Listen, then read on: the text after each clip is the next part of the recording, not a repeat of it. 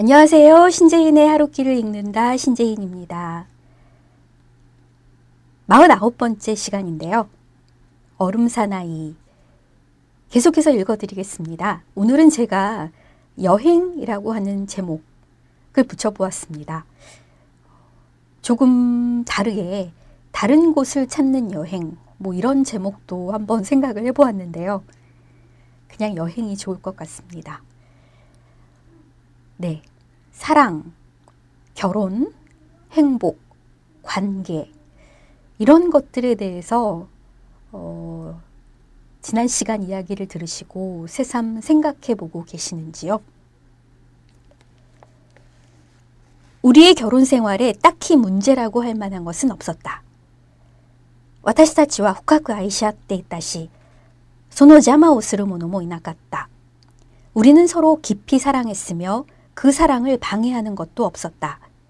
주위 사람들은 얼음 사나이의 존재에 좀처럼 친숙해지지 않는 듯 했지만 그래도 시간이 흐르자 그들 역시 조금씩 얼음 사나이에게 말을 걸게 되었다. 얼음 사나이라고 해도 보통 사람과 그렇게 다를 건 없네요. 하고 그들은 말했다. 그러나 그들은 물론 마음속으로는 여전히 얼음 사나이를 받아들이지 않았으며 그와 결혼한 나 역시 받아들이지 않았다. 우리는 그들과는 다른 종류의 인간이며 아무리 시간이 흘러도 그 틈새가 메워질 것이라고는 생각되지 않았다. 우리 사이에는 좀처럼 아이가 생기지 않았다. 어쩌면 인간과 얼음 사나이는 유전자의 결합 자체가 어려운 것인지도 모른다. 어쨌든 아이가 없는 탓도 있고 해서 나는 남아도는 시간을 주체할 수 없었다. 아침나절에 집안일을 해치워버리고 나면 더 이상 아무 할 일이 없었다. 나는 대화를 나누거나 같이 외출할 만한 친구도 없었고 친하게 지내는 이웃도 없었다. 엄마와 언니, 동생은 내가 얼음 사나이와 결혼한 것에 대해 여태껏 화를 풀지 않고 있어 나와는 말도 하지 않으려 했다. 내 어머니와 자매들은 나를 집안의 수치로 생각했던 것이다.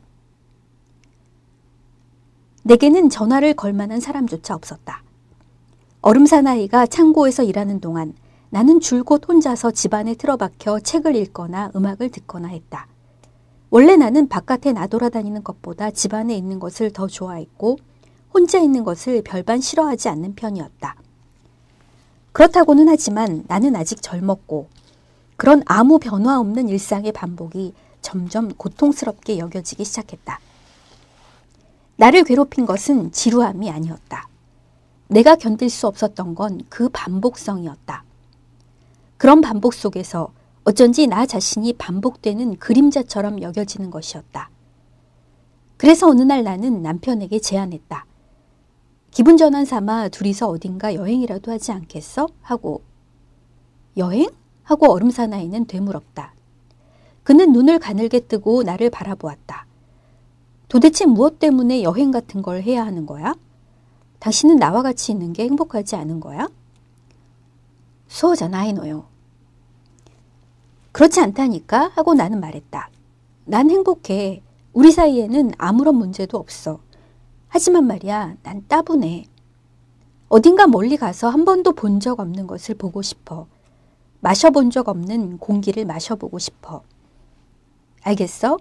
게다가 우린 신혼여행도 가지 않았잖아. 이제 저축한 돈도 적잖이 모였고 유급휴가도 잔뜩 쌓여 있잖아. 느긋하게 여행 한번 갔다 와도 괜찮지 않아? 얼음 사나이는 얼어붙을 듯한 깊은 한숨을 쉬었다. 한숨은 공중에서 쨍 하는 소리와 함께 얼음의 결정체로 변했다. 그는 서리가 낀 긴 손가락을 무릎 위에서 깍지 끼었다. 그렇군.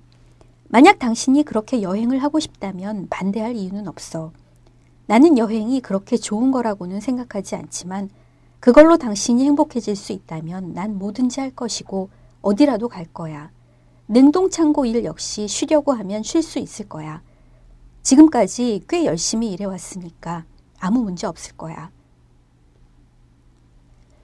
그건 그렇고 당신은 어디를 여행하고 싶은 거야? 남극 같은 데는 어떠냐고 나는 말했다. 내가 남극을 선택한 것은 추운 곳이라면 얼음 사나이가 흥미를 갖지 않을까 해서였다. 그리고 솔직히 말하자면 나는 훨씬 오래전부터 남극에 한번 가보고 싶었다. 오로라도 보고 싶었고 펭귄도 보고 싶었다. 나는 후드 달린 모피 코트를 입고 오로라 아래서 펭귄 무리와 노는 모습을 상상했다. 내 말에 남편인 얼음 사나이는 내 눈을 뚫어지게 바라보았다. 눈 한 번 깜빡이지 않았다. 그의 시선은 마치 뾰족한 고드름처럼 내 눈을 통해 머리 뒤쪽까지 꿰뚫고 지나갈 듯했다. 그는 잠시 말없이 생각에 잠긴 듯했으나 이윽고 콕콕 찌르는 듯한 목소리로 좋다고 말했다. 좋아, 당신이 가고 싶다는데 남극에 가야지. 혼또니 소리 내인다네? 정말 그걸로 된 거지? 나는 고개를 끄덕였다. 2주 후라면 나도 장기 휴가를 낼 수 있을 거야. 그 사이에 여행 준비도 할 수 있을 거고. 정말 그걸로 괜찮은 거지? 그렇지만 나는 바로 대답할 수 없었다. 얼음 사나이가 고드름 같은 시선으로 너무도 강렬하게 응시하는 바람에 머릿속이 차갑게 마비되어 버렸던 것이다. しかし時間が経つにつれて私は夫に南極行きを持ち出したことを後悔するようになった. 시간이 지날수록 나는 남편에게 남극에 가자고 한 것을 후회하게 되었다. 왜 그런지는 알 수 없었다. 내가 남극이란 말을 꺼낸 이후로 남편의 뭔가가 변해버린 듯한 기분이 들었다. 그의 고드름 같은 눈은 전보다도 훨씬 날카로워졌고 숨결은 전보다 훨씬 새하얘졌으며 손가락에는 전보다 서리가 많이 끼게 되었다.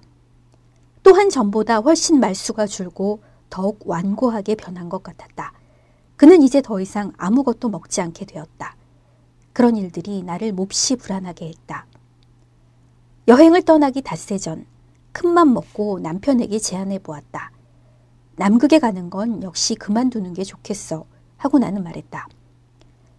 생각해 보니까 남극은 아무래도 엄청 추울 것 같고 그런 추위는 몸에도 좋지 않을 것 같아. 좀 더 사람들이 흔히 가는 곳으로 가는 게 좋지 않을까 하는 생각이 들어. 유럽이 좋을 것 같은데 스페인 근처에서 느긋하게 쉬었다 오자. 와인을 마시거나 파에야를 먹거나 투를 보면서 말이야. 하지만 남편은 받아들이지 않았다. 그는 얼마 동안 꼼짝 않고 먼 곳을 응시했다. 그러고는 내 얼굴을 바라보았다. 내 눈을 가만히 들여다보았다. 그 시선이 너무나도 깊어 어쩐지 내 육체가 그대로 사라져버릴 것 같은 생각이 들 정도였다. 아니 나는 스페인 같은 데는 별로 가고 싶지 않아 하고 남편인 얼음 사나이는 딱 잘라 말했다. 미안하지만 스페인은 내겐 너무 덥고 또 먼지투성이인 나라야. 음식도 너무 맵고 게다가 남극행 티켓을 벌써 사버렸단 말이야. 당신을 위해 모피코트랑 털 달린 부츠까지 사놓았어. 그런 걸 모조리 쓸모없게 만들 순 없잖아. 이제 와서 안 간다는 건 말이 안 돼. 正直に言って私は怖かった. 솔직히 나는 두려웠다. 남극에 가면 우리에게 뭔가 돌이킬 수 없는 일이 일어날 것 같은 예감이 들었다. 나는 몇 번이고 불길한 꿈을 꾸었다. 언제나 같은 꿈이었다. 산책을 하다가 지면에 뚫려 있는 깊은 구멍 속으로 떨어지는데 누구에게도 발견되지 못한 채 그대로 얼어붙어 버리는 것이다. 나는 얼음 속에 갇힌 채 가만히 하늘을 바라보고 있다. 내겐 의식은 있지만 어쩐지 손가락 하나 까딱할 수 없다. 그것은 지독하게 이상한 기분이다. 나 자신이 시시각각 과거로 변해가는 것을 알 수 있다. 내게는 미래라는 것이 없다. 그저 과거를 쌓아가는 것뿐이다. 그리고 모두들 그런 나를 가만히 바라보고만 있다. 그들은 과거를 보고 있다. 나는 뒤쪽으로 스쳐 사라져가는 광경인 것이다. 소시대 메가사메루. 그리고 잠에서 깨어난다. 옆에는 얼음 사나이가 자고 있다. 그는 숨 한 번 쉬지 않고 자고 있다. 마치 죽어서 얼어붙어 버린 것처럼. 그래도 나는 얼음 사나이를 사랑한다. 나는 운다. 내 눈물이 그의 뺨에 떨어진다. 그러면 그는 잠에서 깨어나 나를 끌어안는다. 나쁜 꿈을 꿨어 하고 나는 말한다. 그는 어둠 속에서 천천히 고개를 젓는다. 그건 단지 꿈일 뿐이야 하고 그는 말한다. 꿈은 과거에서 오는 거야. 미래에서 오는 게 아니지. 꿈은 당신을 속박하거나 하지 않아. 당신이 꿈을 속박하고 있는 거지. 알겠어? 응 하고 나는 말한다.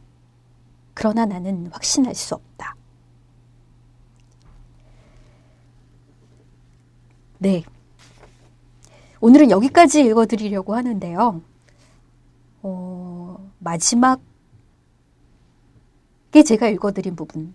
꿈은 과거에서 오는 것이고 꿈이 나를 속박하는 것이 아니라 내가 꿈을 속박하는 것이라는 얼음사나이의 말. 공감하실 수 있는지요? 알 것 같기도 하고 모를 것 같기도 한 참 어려운 이야기인데요. 분명한 것은 두렵고도 쓸쓸하고도 알 수 없는 이 고독한 느낌. 이 느낌을 어떻게 해소해야 하는 걸까요? 네, 얼음사나이. 다음 시간에 한번 읽어드리면 이 이야기도 마무리가 되는데요. 뭔지 모르지만 불행한 결말이 기다리고 있을 것 같아서 별로 듣고 싶지 않으실지도 모르겠네요. 하지만 다음 시간 꼭 들어주세요.